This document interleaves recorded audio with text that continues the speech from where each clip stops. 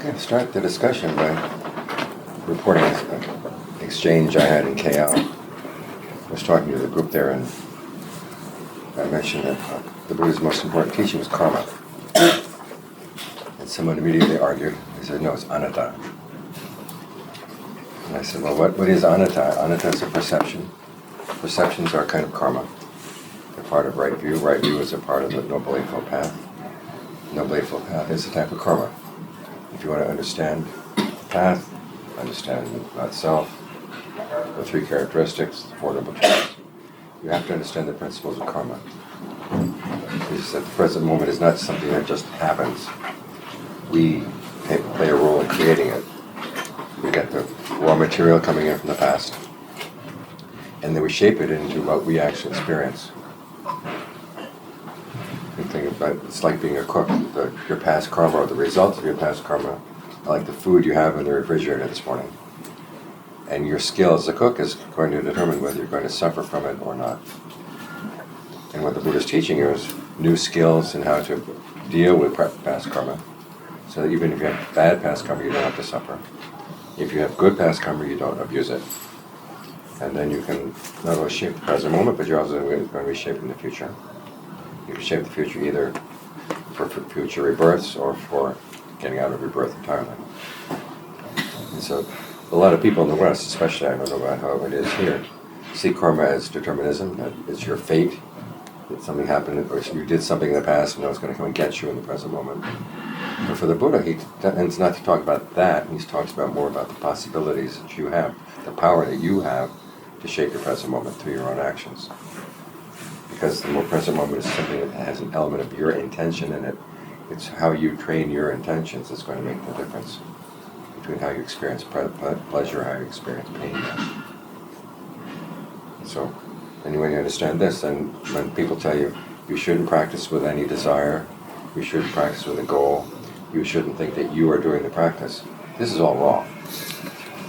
Because the whole teaching about karma is that you have a goal, and that it's based on desire, and that you are doing this. Some people say, well, given that there is no self, who's doing the karma? And the Buddha never said there is no self. Self, not self, these are perceptions. Perceptions are actions, and then the question is, when is it skillful to have a perception of self, and what kind of perception of self? When is it skillful to have a perception of not self, and then what kind of not self? Because sometimes not self can be unskillful. If you leave the water on and it floods your neighbor downstairs, the neighbor comes up to complain, you say, oh, there's nobody here. That's the wrong use of not self.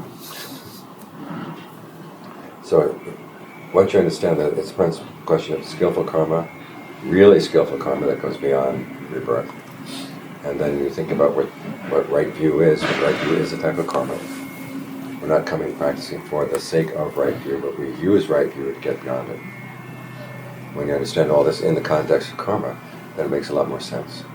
And then it's a lot easier to practice. You can take more advantage of the Buddhist teachings. So I thought I'd throw that out. If you have any response to that, fine. If you have any other questions, then I'll take those too. Ajaan, actually I had a question about chanting, because I understand that you were one of the people to put together our chanting book here at Hollywood. So every Friday evening we chant the Abhidhamma, and I just, I don't understand the Abhidhamma list except for the first Hikutate, because you explained in the part reviews that Ajaan explained that the heart is the first and the primal cause. Yeah. But other than that, I have no idea, and I've tried to ask the Advantage, but maybe you'll understand next time. So I was wondering if you could share a little bit about why we chant that. Okay, why we chant it is because we want to make a lot of merit usually for the deceased. And there was the belief that the highest dharma would be the Abhidhamma.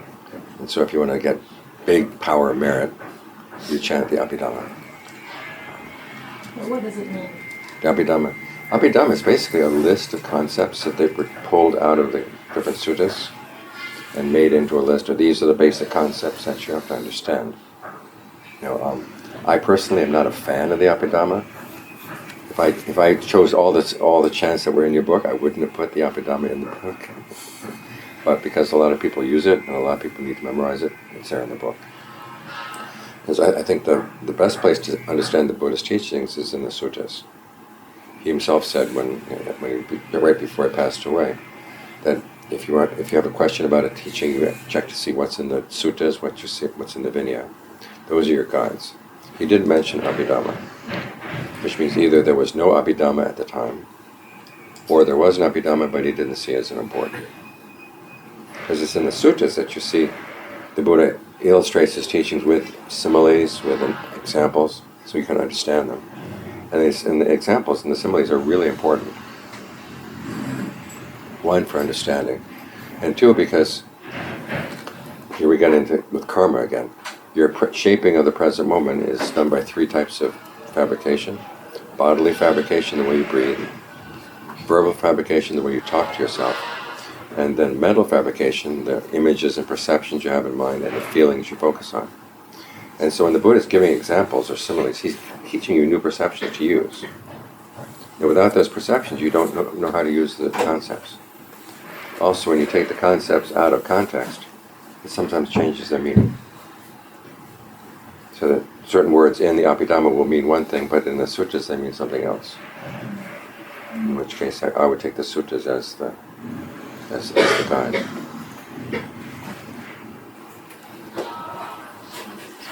But we have the reason we have the Abhidhamma chants there is because, as I said, people want to make a lot of merit for the deceased. And the belief came that the Abhidhamma was the highest kind of merit. In Thailand, sometimes before the monks chant, they'll go and they'll knock on the coffin. They wake up. And of course, the monks don't understand, the people listening don't understand, and of course the dead person doesn't understand. But it's become the custom. Yeah, you're talking about merits. I'm just curious. I know Buddha's teaching talk about the only way out is meditations, but it seems very commonly in Asian countries, a lot of people are just making merits. The easiest way, donation, dana, and all these things, but hardly practice meditation at all. So, just curiously, of all this, just by making merit, you only get a good rebirth, am I right? There's nothing of getting out of it. You cannot step onto the path of... Well, making merit is a good preparation for the path. Yeah, but just doing that and just doing that on its own is not enough. Nothing, because when you do all your life and then you pass away, you just get a good rebirth, that's all. I understand. And even that's not guaranteed. Oh, really? Yeah, because you may have some past bad karma that you don't know about, which may come and hit you at the moment you die. It will take your mind off in another direction. Or after a whole lifetime of making merit, you're lying in bed and you're in a lot of pain. You say, I don't see I'm getting any benefit from all the merit I made. Maybe there's nothing to it at all. Wrong view will pull you down. So you really need to work on your meditation. But surely this generosity and this merit will be still in their chitta for the next life. Someplace along the line. Someplace along the line. Yeah. It won't be lost. It's not lost, no. Yeah. Sometimes it's just delayed. I understand that. The important thing, though, is one thing, don't look down on merit, because we're training the citta. And the citta in Pali means not just the mind, but also the heart. And it's in making merit, in being generous, and observing the precepts, making sure you don't want to harm anybody. You don't lie, you don't steal. You're creating a good heart.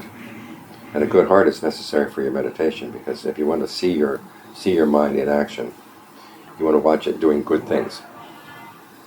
Because otherwise, if you're doing things you know are bad, you're hiding from yourself. Correct. And also, with generosity and virtue, you learn delayed gratification. You learn to look for actions, not only in terms of what you like doing, but also in terms of what the long-term consequences are going to be.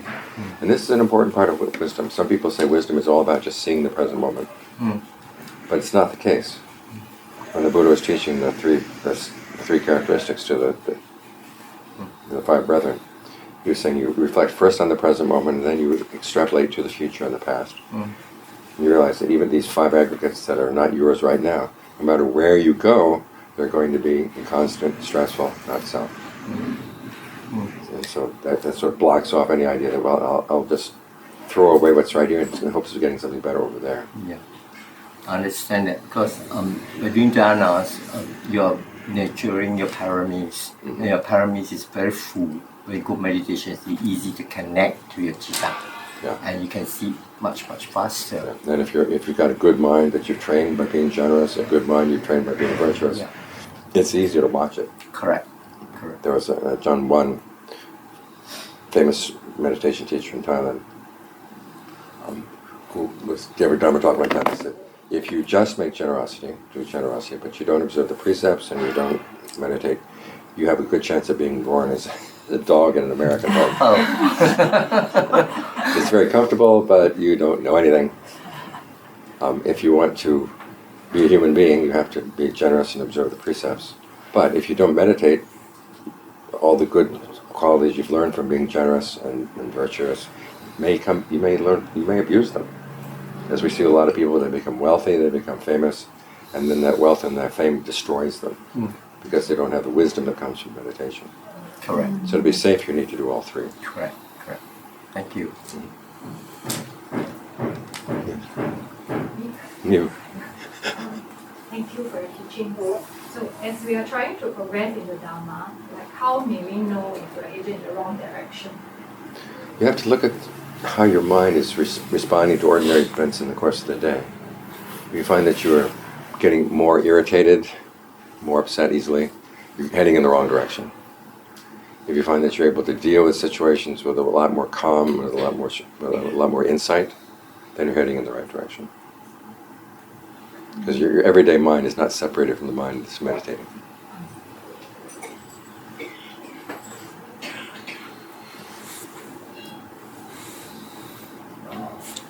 On the topic of karma, like certain things have to happen because of karma, right?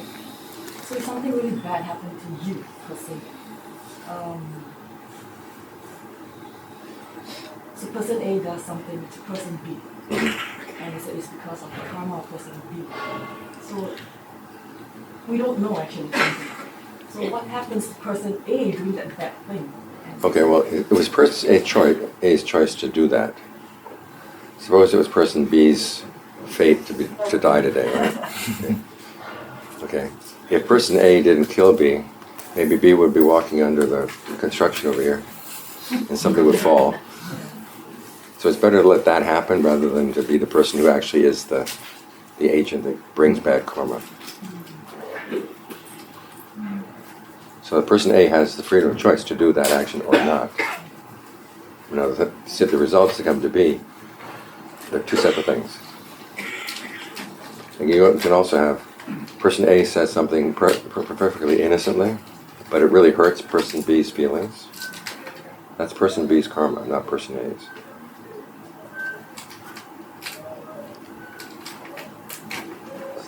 So be careful, don't walk under the...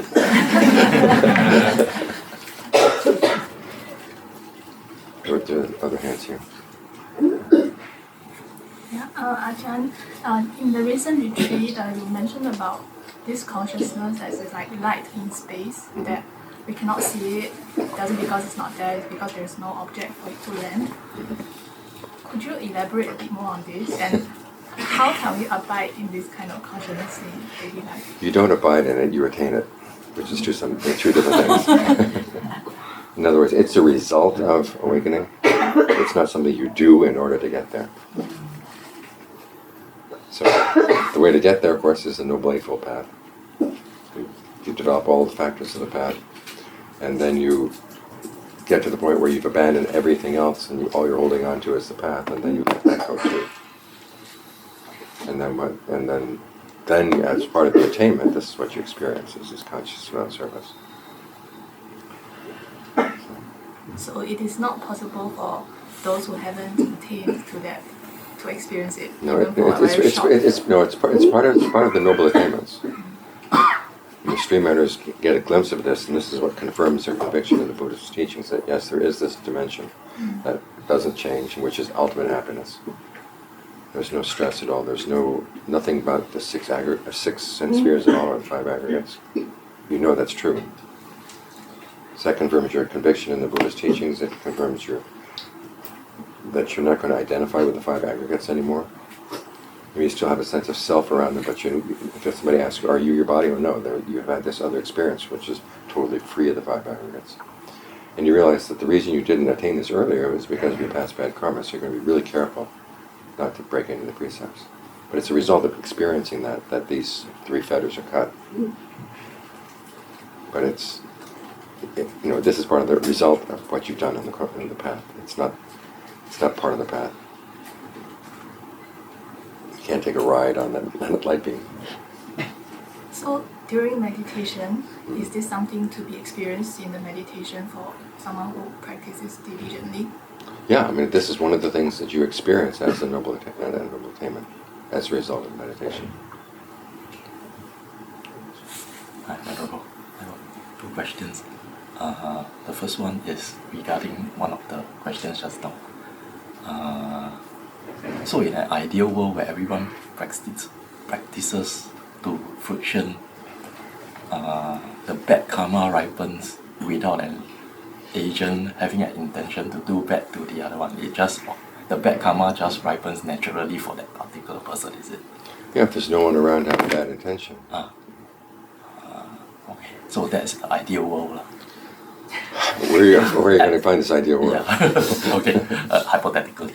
Okay, the other question I have is, at a low level, like me, mindfulness is conscious and voluntary. So, is the aim of practicing mindfulness up to the highest level, is it becomes unconscious and involuntary? That means it becomes automatic. It becomes automatic, yeah. Your mindfulness is always there. Because the things that would obstruct it are not there anymore. Oh. Because the reason our mindfulness lapses is because we have other desires that get in the way and pull us away. And when you've trained those desires not to get in the way, then there's nothing to keep the mindfulness from being continuous.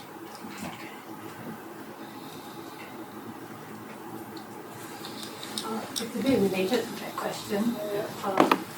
I think a lot of us do a lot of writing, especially on the computer.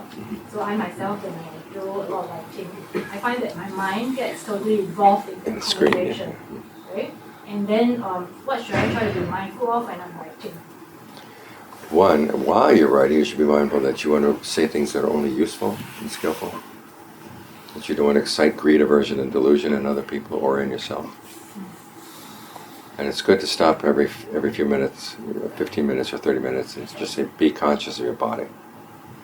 You'll notice that as you're writing, your shoulders tense up, you get all tense. It's like your bird perched ready to jump into the screen. So you got to relax back. Ideally, you should be in a position where you can be fully aware of your body as you're writing. But until you get there, give yourself, set an alarm clock and say every 20 minutes or whatever, stop, be with your body, and then continue your work. But mindfulness, it's not just being mindful of the body, you also have to be mindful of your mind, which is what you're doing when you're writing. And mindfulness there means remembering, I've got to think skillful thoughts, and if I'm writing up the right skillful things, think about the impact that my writing is going to have on other people. I mean, all too often, when people send an email, they say, I'm going to say what I want to say, and then before they think twice, they push the button. There should be a 10-second delay on that button for regret. But what if, when we are doing writing, we try to get into the flow of the writing, or we are conceiving of maybe a policy, or we're thinking of a plan, or a story which I sometimes write, and then we try to get into the kind of flow, and then I will catch myself and I'll be like, I'm out of I'm in that story, right? Yeah. And then if I pull myself out, then Everything falls apart. yeah, the flow just doesn't flow. You're like Ajaan Sawat.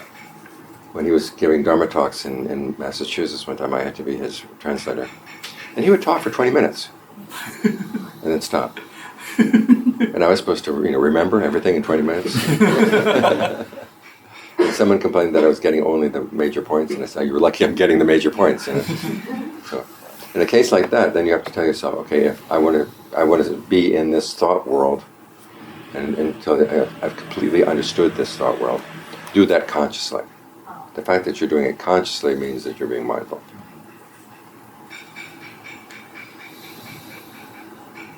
And if you have a very large project, well, just sort of keep that part of your mind sort of on hold sometimes, but learn how to pull it back when you need it.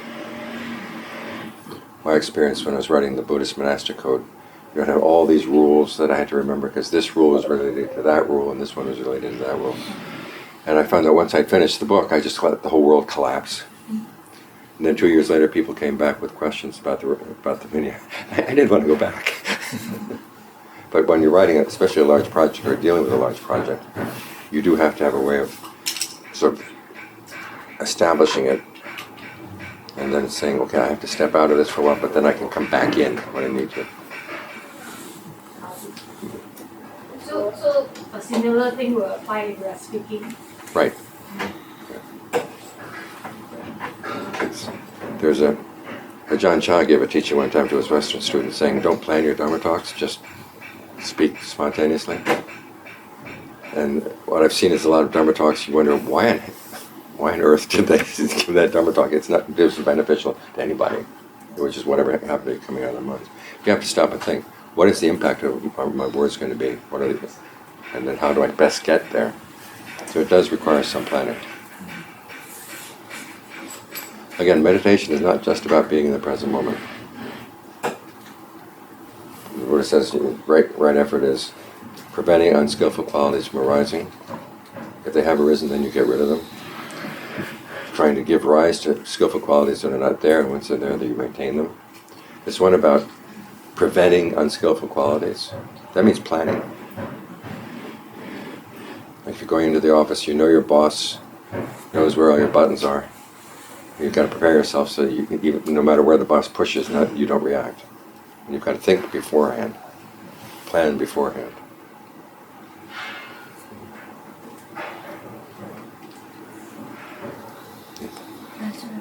I have two questions.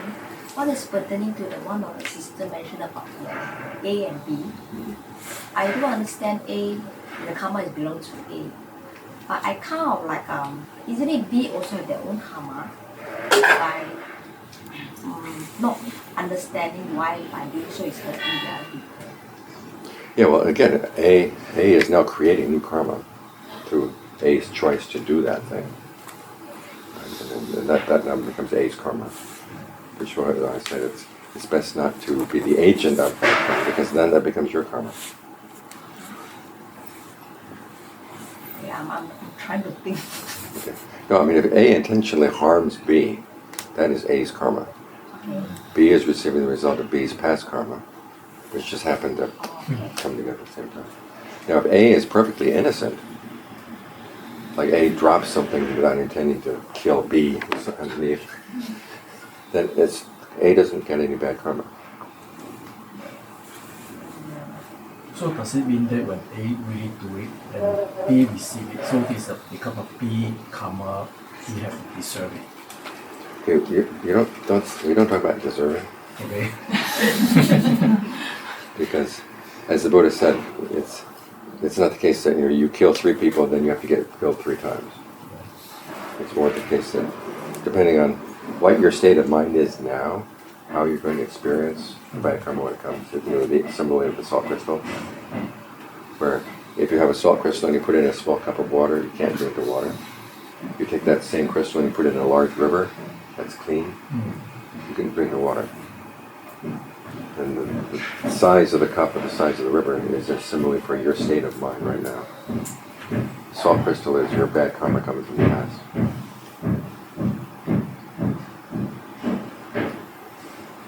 So in this case, B's state of mind is going to determine how much B suffers. And then sometimes B may have done something really bad. B's state of mind is just so good right now that A tries to hit B and just kind of misses. But it gives a glancing blow. Karma is very complex. Yeah. The Yeah. Buddha said, you try to think about karma, you go crazy. Second question is that for meditation wise, there are so many types of meditation. People like me, if I attend different retreat, will have different meditation. One thing. There are many different types of meditation because there are many different kinds of minds. Some people respond well to the breath, some people respond well to body contemplation, some people respond to Bhutto. Tan King likes Bhutto. I hate Bhutto. Or any word, it feels like I'm pounding a hammer on my head. I mean, I like the breath. It depends on your personality, your past karma, all kinds of things. What I would advise is once you've been to a variety of places, decide, okay, which one do I feel most comfortable with? Make that your foundation. So it doesn't matter that I must stick to all the different types because I got very confused. Yeah, you find one that you feel is good for you, and that you feel comfortable doing. That there's a sense that you have a rapport with this topic. Let's stick with that. And John Lee talks about having a home base and then using other meditation techniques as kind of places to travel a little bit, like you have to say the breath is your home base. But say lust comes up, but the breath is not going to help you with lust. It'll help a little bit as you relax your body and say, why do I want to have this feeling of lust when I feel comfortable right now? But it's not going to get to the root problem. In that case, then you have to switch over to body contemplation for a while until you've dealt with the problem, then you come back to the breath.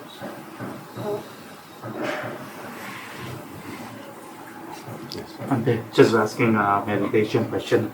And you get into meditation and you become very calm, and the more calm, the sound of the ringing, this is very loud. That you when you meditate, that's when you're getting calmer, and then it becomes very loud. The ringing sound. It's like a sound of silence. That you know there's a sound in the space like that. Okay. Again, that's one of those meditation topics I don't follow. I mean, if the sound can be there, Yeah. it's a sign that your mind is beginning to settle down, but it's not where you're supposed to be focused. Yeah.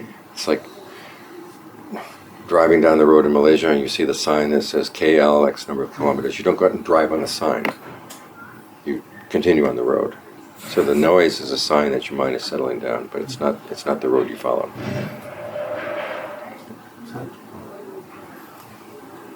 Sorry, back to karma again. Because sometimes it can be very unhealthy, you know, when things happen, bad things, and it's like, oh, it's my karma. So, but sometimes it's like, do you just accept it so you feel better? Or You accept it so you don't beat yourself up. You accept it so that you don't try to do impossible things. The Buddha says there are three things that you have to accept. One is the fact that there's going to be pain in this world, but that doesn't mean you don't try to cure the pain. There's some pains that respond to medicine and you use the medicine. Others that will not respond to medicine, and that's when you've got to develop equanimity. And you have to start using your discernment around it. The second thing that you have to accept is the fact there are going to be people who say things that are really nasty, really harsh. They lie to you. This kind of thing. That's part of the human race.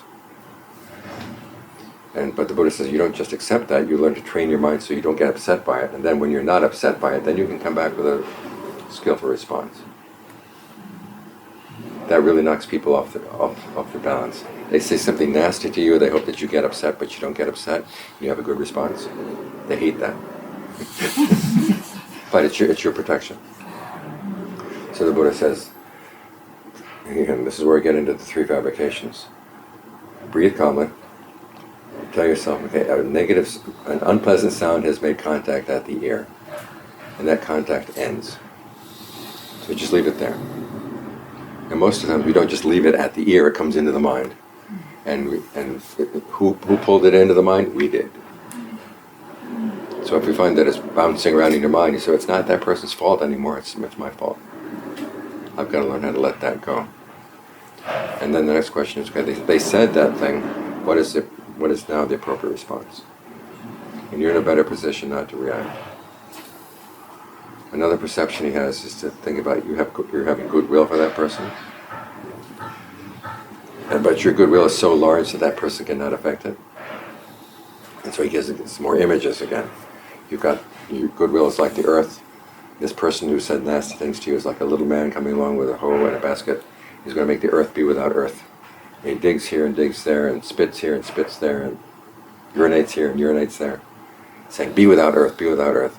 But he's so small, the earth is so big, that it's comical. And if you can see a person saying nasty things to you as comical, you're in a better position to deal with the person. Another image the Buddha gives is of space.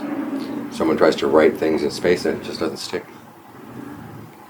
Try to make your mind like that. I can understand it. I mean, the practice is really hard sometimes. Yes. But if you can do it, it's a really good skill to have. Because again, these things come from past karma. And this Buddha teaches you don't have to suffer from them. And then finally, the third thing he has you accept is the fact that someone you love has died. Okay, you accept the fact that they've died, and you also accept the fact that you have to go on living. So he says, take time to give eulogies, make merit for the person who's dead, listen to the Dharma. And then when you observe these customs and you feel, okay, now it's enough, I'm getting self-indulgent in my grief, think about, okay, everybody else in the world has also lost a relative. You look around the whole room, there's nobody in here who hasn't lost a relative. So it gives you compassion for everybody else. You know, it's okay, there's, wherever I go, I'm going to meet up with this again. I've got to do something to train my mind. There's a story in the commentary I like that's related to this. There was a king whose queen died. And he wouldn't admit that she was dead.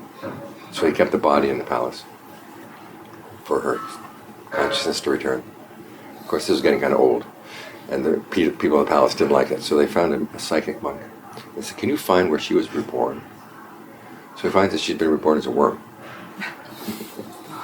So they find the worm, bring the worm into the palace, and with his psychic powers, he can have a conversation with the worm that the king can hear. He says, do you miss the king? Oh no, I've got a much better husband now. A really nice worm. So the king says, okay, take that body and throw it away.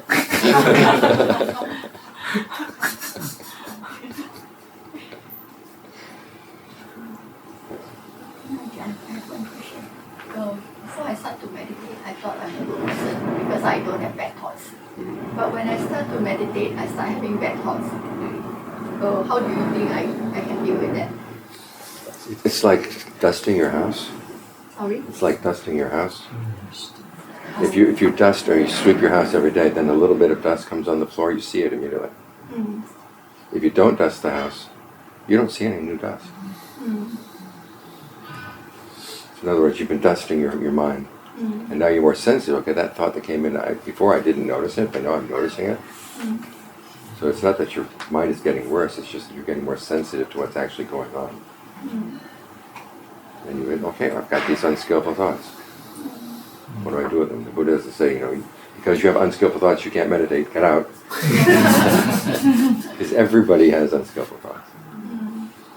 But then what if, it comes on very spontaneously, not only during meditation, but out of meditation? Well, again, you're more sensitive to what your mind is actually doing. Mm. Okay. So that means my mind is getting more... Think of your mind as being like a committee. And these committee members that used to operate in secret are now becoming more obvious. Mm. But just because they're in the committee doesn't mean you have to follow them. Mm. Okay. Will that create bad karma? No, as long as you don't follow the thoughts, you're okay. Okay. These thoughts that come spontaneously, they're the result of old karma. Mm. I see. Okay.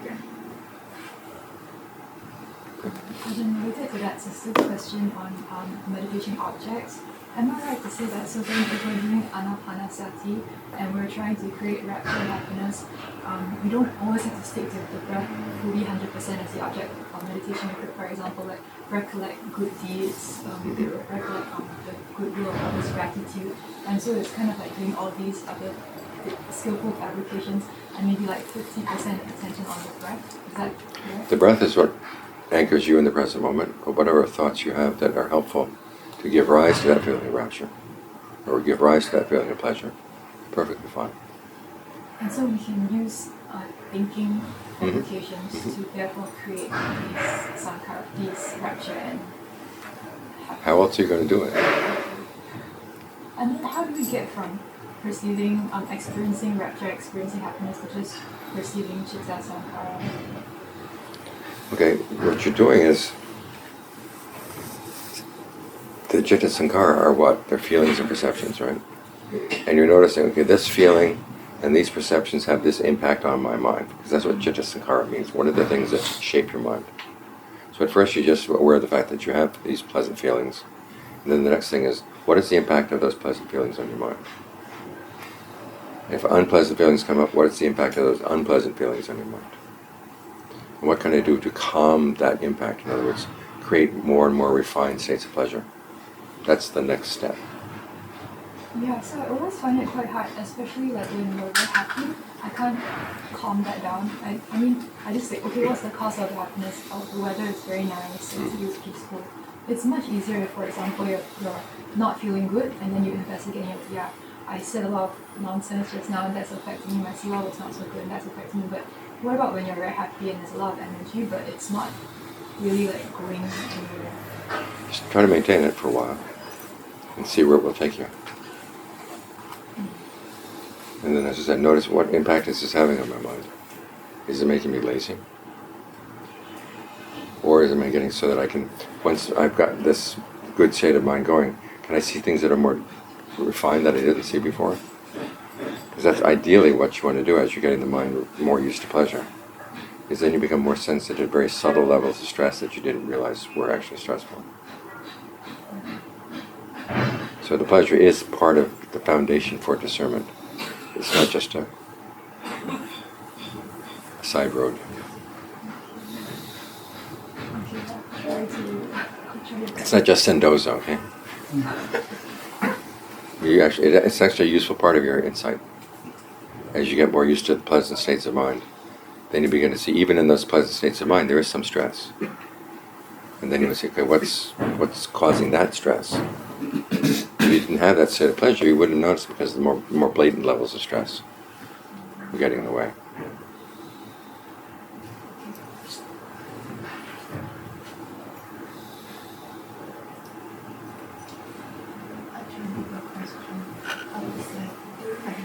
Sometimes it's like there's this calm music appearing in the mind. Is it okay to have the music in the mind, or is it better to let it go? Well, I wouldn't sing along with it.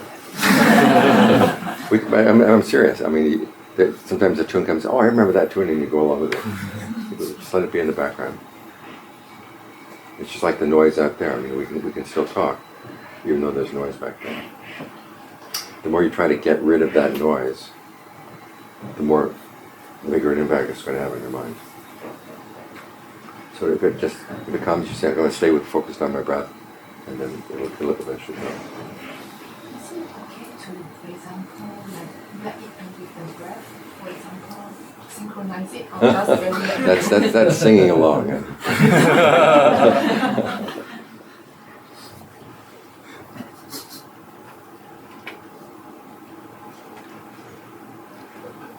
And they just want to ask, when a person, when he did meditation now, that he don't feel like coming out, but once he come out, he saw that himself that he don't have so-called like don't have what he do, he don't have to pay for his karma. Like when he came out from the meditation, right? So when he see things that really are, that he saw that what he had done, like he don't have to pay for the karma anymore. So that he was like very scared. Oh, he tried to, I don't have to do, I don't have any karma to pay anymore. Something like that. That he was so afraid, like he had to find something to do. Maybe it's delaying the payment. Maybe it's delaying the payment. Delaying the payment. But again, I mean, as the Buddha said, if your mind state is really good, sometimes karma will hit you, but it doesn't hit you as hard as it would if your mind state was bad. So try to maintain those good mind states.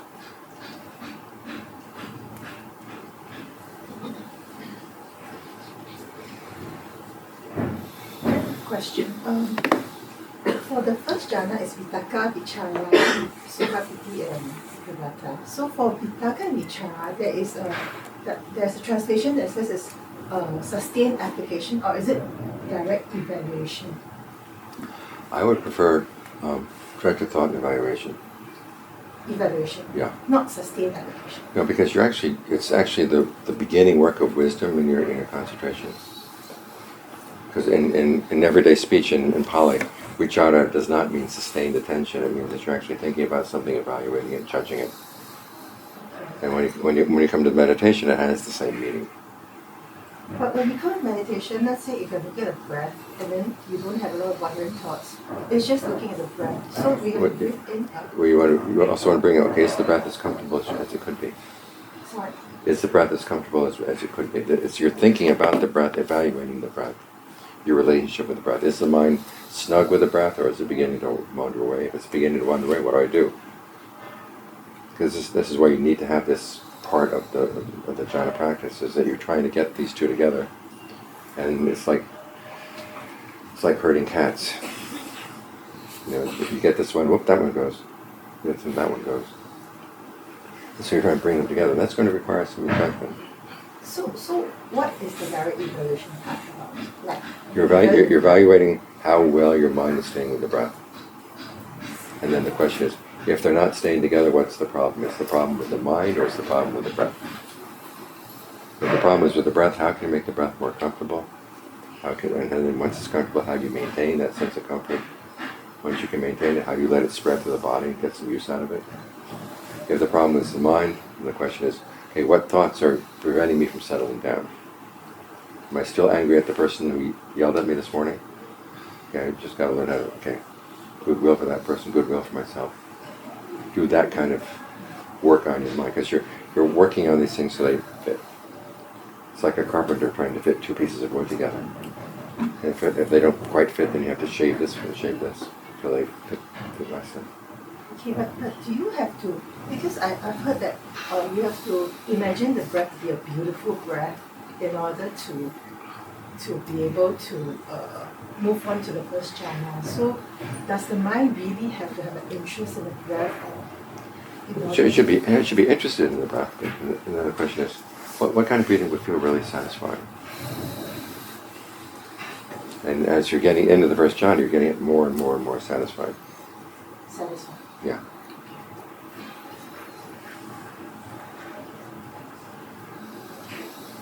That's what meditation. I wonder sometimes that when I meditate, at times suddenly I lose track of my foothold.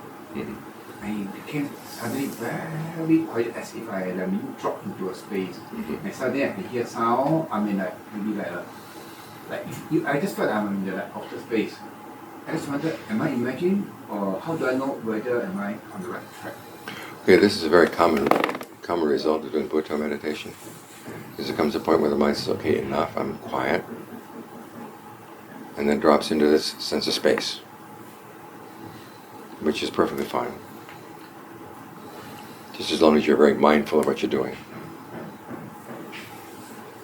At times I find myself very mindful, I'm aware.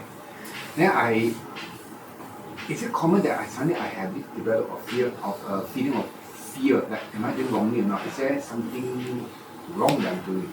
Yeah, it's common because you don't know where you are. But if you realize, okay, this is a normal reaction, mind's normal reaction to this kind of meditation is to go to a sense of space. Just hold that perception of space in mind, and that's your anchor.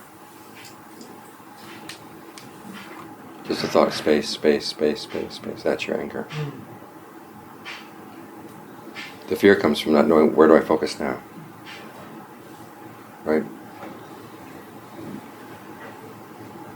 So stay with the space, and then after a while, when that gets really solid and you can maintain that perception of space, then ask yourself, okay, what is it that knows the space? And just go to consciousness.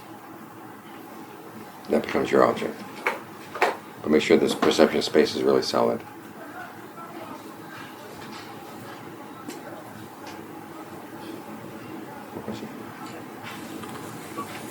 Very well.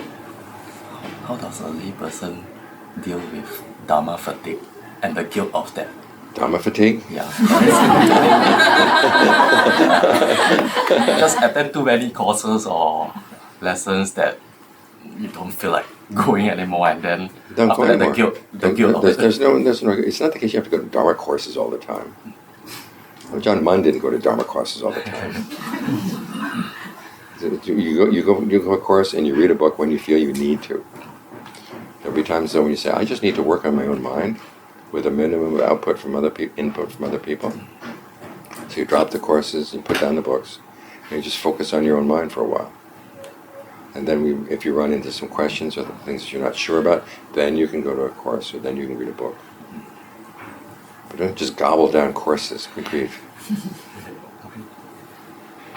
I was invited to give one of those lectures for that series that Pita arranged over the Branch Retreat. And I got Dharma fatigue.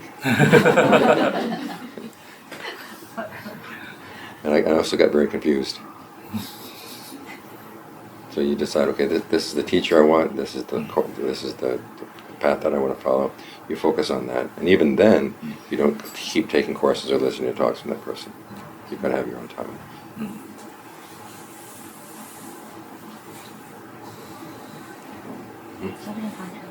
I just want to ask regarding about meditation. Each time I meditate to a certain time, I'm in the right place. It actually made me step out of the scene. I can never go through further. I'm not too sure is it right or wrong, but it just put me off. Okay, well, just once you get there, learn how to maintain it. Really sorry? Once you get to a place like that, see if you can maintain it. Yeah, I was like when in the retreat normally. And then ask yourself, can I learn how to maintain that outside of the retreat? Yeah, at home also, yeah. It's Thing is, when you get a really nice state like that, you want to stay there so you can observe it. observe it. Because ask yourself, is there still some stress in here? Does the level of stress go up? Does it go down? If it goes up, what did I just do? If it goes down, what did I just do? I mean, this can be a foundation for gaining insight. It's like the question about dealing with pleasure over here. You try to get the mind into a refined state and then observe, okay, where is the stress still in that refined state? So I'm not in the wrong track. No, that's perfectly fine.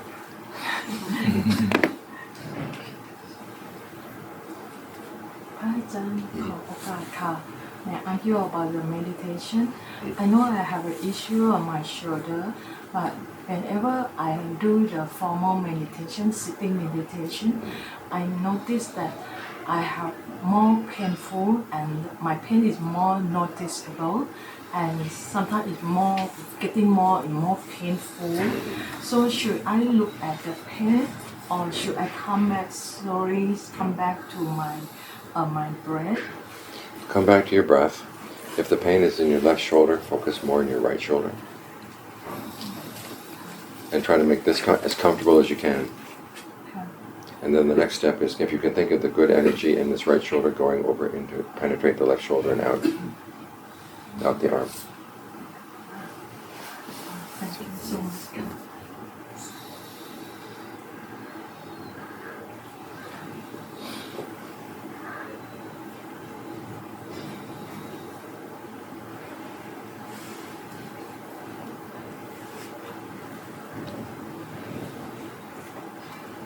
Everybody satisfied?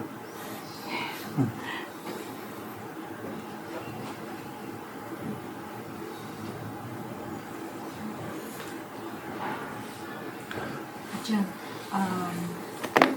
how do you explain if somebody can experience certain level of frequency, and what can this person do? Frequency. What? Maybe high frequency of sound. Mm-hmm. Yeah, that is not a human level. Mm-hmm. Yeah, so if this person experience such high frequency of sounds, so what can this person do to prevent such thing from happening again? Okay, well, sometimes it is a sign that some people have that when their mind settles down, they get these sounds. And again, as I said earlier, it's you don't focus on the sound, you focus on what you were doing as your meditation. And this will come and go. Just leave it alone. It is not in the sitting meditation. Mm-hmm. It is. As you go through life. Okay. Just let it be there. There's nothing you have to do. I heard that. Is it because so-called these beings looking for merits? Well, like the hungry ghost went. "Ee." Okay, I mean, if you hear it, see what happens. If you say, okay, whatever merit I've done today, I dedicate to it. Hungry ghost, can you please stop screaming in my ears?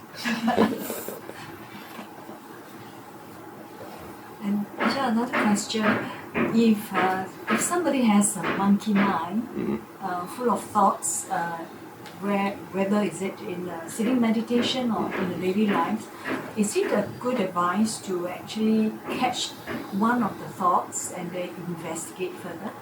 Well, I think it's best to find a home base first, like with the breath or with being with the body. You get really good at staying there in spite of all these other thoughts. Think of the other thoughts. Think of your awareness as being like a window with a large window with a screen. These other thoughts will come through. And because the screen doesn't catch the thoughts, the screen is not disturbed by the thoughts. And it just lets them through. So let these thoughts through. You don't have to focus on them yet. Make sure you've got a good foundation. Only when you have a good foundation, then you grab one of the thoughts. Say, what was that all about?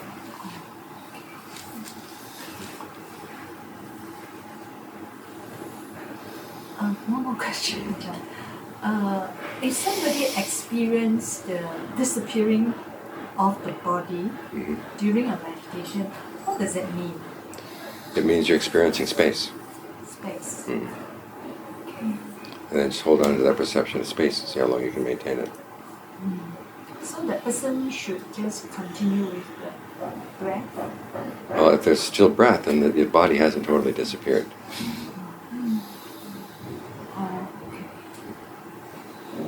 So when you focus on the breath, you try to make the breath as refined as possible and filling the whole body. When it gets really refined, it gets more and more calm. The more calm the breath energy in the body, the sense of a surface surrounding your body begins to disappear. And it's like your body is feels like a cloud, just little drops of sensation. And you can stay with that sense of a cloud for a while, and then focus on the spaces between the drops. And that gets you into space. And that's when the breath really disappears, and the body really disappears. But as long as there's breath, then the body hasn't disappeared. It's just that your sense of the shape of the body is beginning to get very blurry.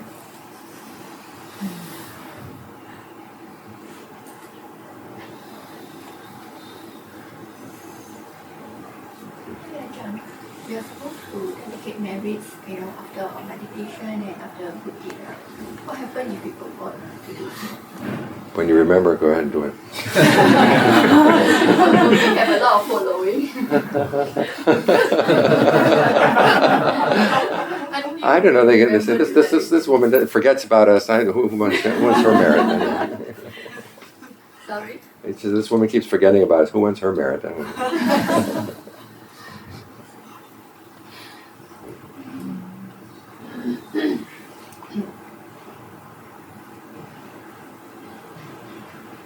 Ajaan, during the meditation, I brought up the question of contemplating the dependent origination, and you mentioned about taking a pair at a time. Can you elaborate a little bit further on taking a pair and investigation on this pair? Okay, or you could just do, let's say, what's the relationship between feeling and craving? What's the relationship between name and form? And on one hand, you've got the sense of the body, and you also have these perceptions and acts of attention and intention. And are they the same thing, or are they different things? And look at that. How do your perceptions of the body change the way you experience the body? And how does different feelings in the body change your perceptions about the body? There's a back and forth. What's the difference between when you're breathing with awareness and without awareness? But this gets back to the relationship between ignorance and fabrication. That one's most directly related to the practice of concentration. With fabrication, you've got bodily fabrication, which is the breath, verbal fabrication, directed thought and evaluation, mental fabrication, which are perceptions and feelings. These are the things you're working with as you're meditating on the breath. As you bring awareness to them and you're trying to treat them in line with the Four Noble Truths, that's going to be changing the way you fabricate your present moment. So you can focus on that.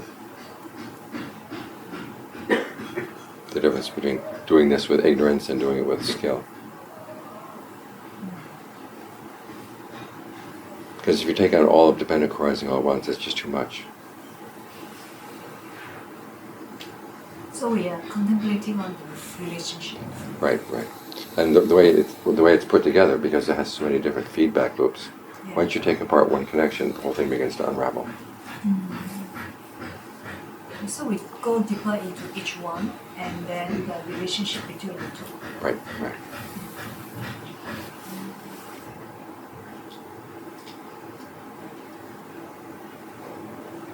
I have a not a serious question, but have you ever seen your past life or lives? Ajaan came, I think in his autobiography, he mentioned he used to be a warrior, or did I read something wrong? I think I remember it, kind of. I've had dreams. And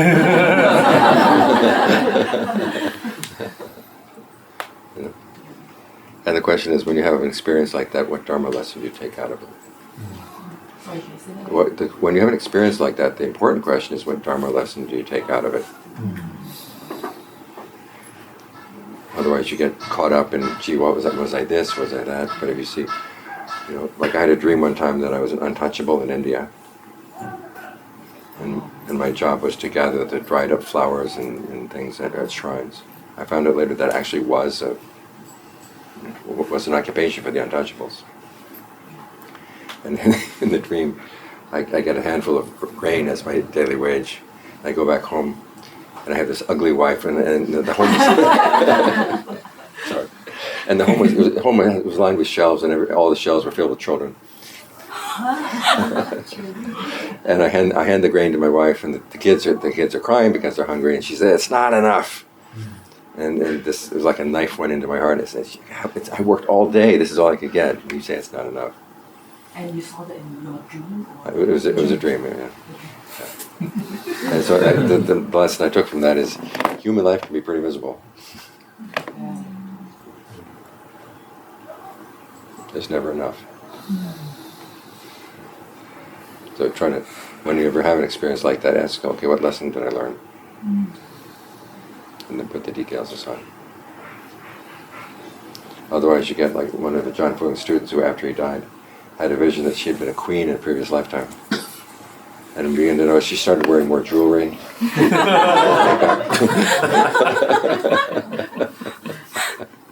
And it didn't help that her name was Rachane, which means queen in Thai.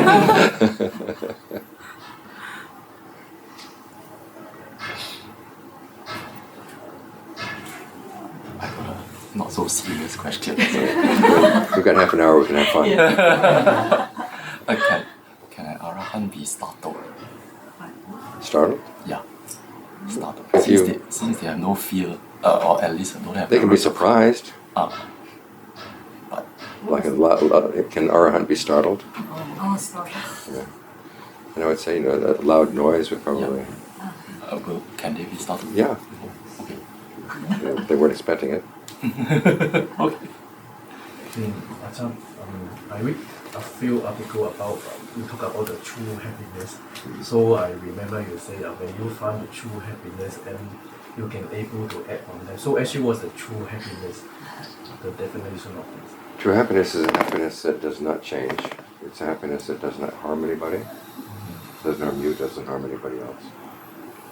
And it never leaves you. That's what we're looking for.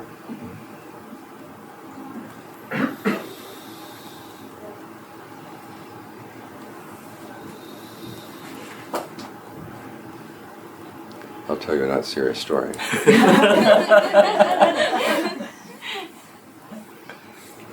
I was invited to Ajaan Sakwan's monastery in Tongpapum, which is in Gachanapuri.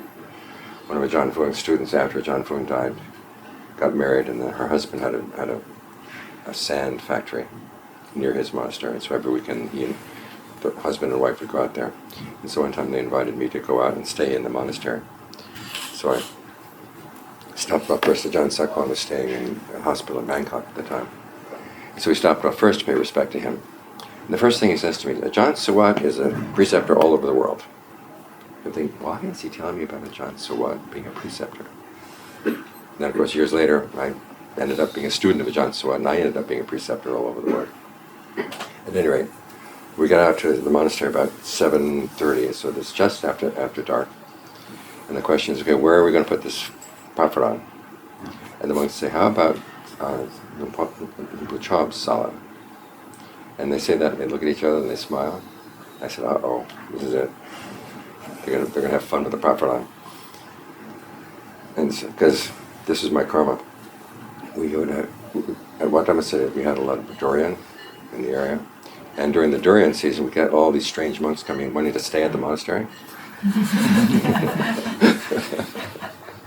And so we had no idea where they came from or who they were. So we had this one hut that was up at the top of the hill that was basically haunted. And there were these little devas up there who, if you didn't meditate really seriously, they would play games with you. And so we'd always put the monks up there. And they wouldn't last more than a day or two, and then they'd go. In fact, there was one monk who I took him up in the evening at 3 a.m. and heard him running down the hill, never saw him again. So here they're going to put me in the Buchob's sala way up on the top of the hill, and I thought, okay, this is my karma. And so I got up there and I chanted the Mahasamaya. Because I know the day was like that. And went to bed around midnight. 3 a.m., this bright finger sticks through the louvers of the window and says, Bright, get up. So I got up. And then I went into town for alms the next morning. And we had to drive in a truck to get to the town. And we were going through the town, there was an empty vacant lot. This guy comes running up with a carton of milk and puts it in my bowl and then runs away. And I didn't think much of it at the time. We got back to the monastery and I said, okay, come down at 3 p.m. because that's when we sweep up. So I go up to the sala, and it was a cloudy day and couldn't see the sun, and my watch stopped. And so I had no idea what time it was, but I could hear a train every now and then. And I figured, gee, and if I knew the schedule for the train, I would know what time it was so I could come down on time. So by the time I came down, it was already 5. It's way overstayed, and they'd finished their sweeping. But they'd left some cocoa and some coffee in the sala, so I fixed some cocoa. And then I just started sweeping up places where they hadn't swept. Went up to the top of the hill. And I sat down and I said, okay, tonight I'm going to chant the Dhammajaka. And this voice immediately came into my head and said, no, we went to Mahasamaya. I said, how do I know I'm not making this up? He said, who do you think told that guy to put milk in your bowl today? I said, okay, but I want another sign tomorrow, okay? So I chanted Mahasamaya. And the next morning, went into town again. And I happened to pass a Burmese handicraft shop, and they had these wicker pillows hanging outside. And I'd been in Thailand for almost 10 years at that point. And I really wanted a wicker pillow. I never knew where you could get them. But I'd forgotten that the couple who took me there had made an offer to, if I ever needed anything or wanted anything, they would get it for me. So I didn't dare ask them. So I get back to the monastery, have my meal. And as we're packing up, the woman in the kitchen comes out and says, I saw you sweeping up in places where nobody ever sweeps before. I'd like to make a donation. enough for 3 wicker pillows. And then as we leave the monastery, my watch starts to work again. So I mentioned that to the couple. I said, I heard the trains yesterday, and if I knew what the schedule was, I wouldn't know what time it was. And they looked at each other and they said, there haven't been any trains here for 20 years. There haven't been any train tracks for 10 years. They were torn up 10 years ago. This is, have you seen the bridge over the River Kwai? That movie? That was the line. And then they started telling me about why nobody usually stays at that sala where I was staying that night, because right next to it is a very large tank of water, and the hill there has lots of springs, so they just put the spring water into the tank. And there's a little grass shack over to the side. And Ajaan Sakwan liked to sit and meditate in the shack. And one day he was meditating in the shack, and he heard on the porch, and he heard the sound of little kids running, splash. running, splash in the tank of water. I said, wait, who's running into the tank of water? So he opens his eyes, and this little kid comes running around the corner of the tank, comes up the porch, runs right through him and out the other side.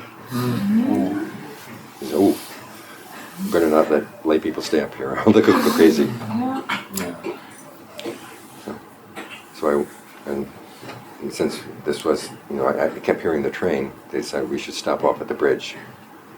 And I've never been in a place that was just so powerful in the sense of energy of beings all around it. In fact, every time I tell the story, my hair stands on it. And so years later, I happened to run into Ajaan Saikon again. And I asked him, are little kid Davis still up there at the top of the hut? He said, yes, just the other day I was sitting meditating inside the hut. And here this little kid come running up and up to the porch, and right at the door. And I put my foot up against the door to make sure that it didn't come in. And the kid slipped through the crack between the door and the wall. I said, Thanissaro, could you take care of those kids over there bullying me right now?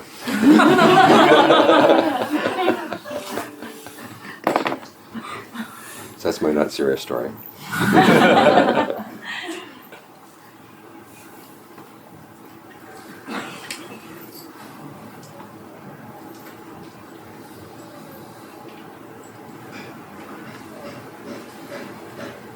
Being with Ajaan Phra was difficult because he could read your mind. You don't know what it's like to have somebody reading your mind all the time. So you have to be very careful about what you thought about. And there was one time, I'd been there about 2 years at that point, and I hadn't thought any thoughts of lust at all for 2 years, because as soon as the thought of lust appeared, I said, no, he's going to see it. No. But then one night it was too much. And I just sat there meditating, and the thoughts going off in that direction. I said, no, I can't think that's it. Ajaan Phra's going to see it, but I want to think it anyhow. Back and forth, back and forth. I had a very long meditation session. And the next morning, usually in the morning after the meal, my duty was to wipe up Ajaan Phra's porch. And he'd come back from the meal, he'd sit on his porch for a little bit, have a cup of tea. And if there was anything I wanted to talk to him about, I would go up while he was having his tea. If I didn't have anything to talk about, I would wait till he finished his tea. He would go into his room, and then I could come up down the porch. So I figured that morning, I think I'll wait till he goes into his room. And so he sits at the porch, and he has a cup of tea. Then he has another cup of tea. Pulls a book off the shelf and starts reading it. Ajaan Phra never read books. So I figured, okay, he's not going to kill me. So I go up and I start walking down the floor. And he said the best thing. He said, that kind of meditation is a waste of time. That was it. So if you ever get the power to read minds, try to use it well, okay? There's that story about Ajaan Mun seeing a Vipassana teacher who's thinking about a lot of things a Vipassana teacher should not be thinking about. So he scolded him the next day, and the Vipassana teacher ran away. So you have to be very, very diplomatic in how you use your powers.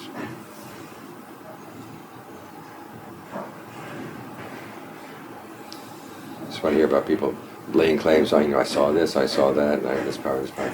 I don't trust them. They may have those powers, but why are they talking about it?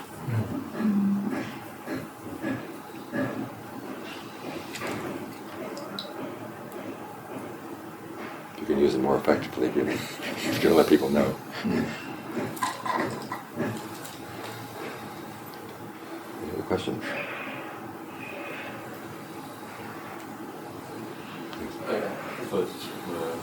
Now with the discovery of the quantum physics, we dissect until the smallest thing is nothingness. So for Buddhists, for death, right, there's the reincarnation. So is there any conflict between the teaching of the Buddhism and the quantum physics?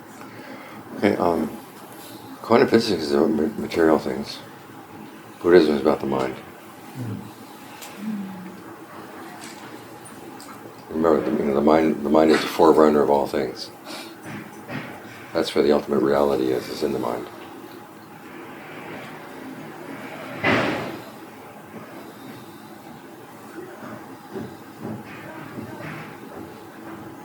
Which gets back to karma. Because what does the mind do? It does karma.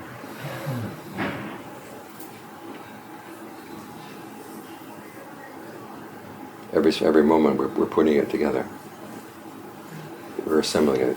We don't really experience the moment until we've assembled it. And the assembly is so subconscious that we don't know what we're doing. Which is why the Buddha says this is why we suffer. The whole purpose of the meditation is to know this is how I put the present moment together. We have an intention, we're going someplace. The question is, are we really going to a good place or not?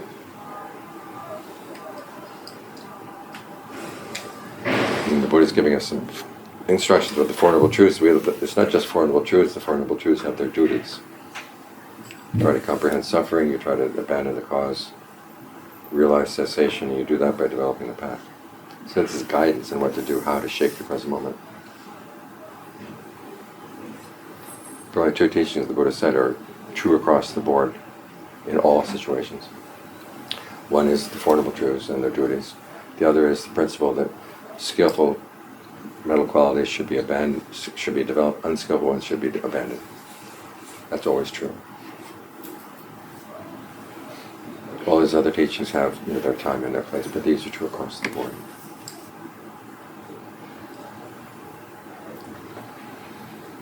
I've noticed in Thailand when the Ajans get old, this is what they talk about more than anything else: karma and refuge. The refuge the Buddha gives us is he gives us instructions on how to live a skillful life, so we can create good karma. Because that's what our power is. We have this power to shape our lives, even shaping the world around us. And all too often we abuse the power. We don't realize what we have. So I'll leave you with that thought. Sadhu, sadhu, sadhu.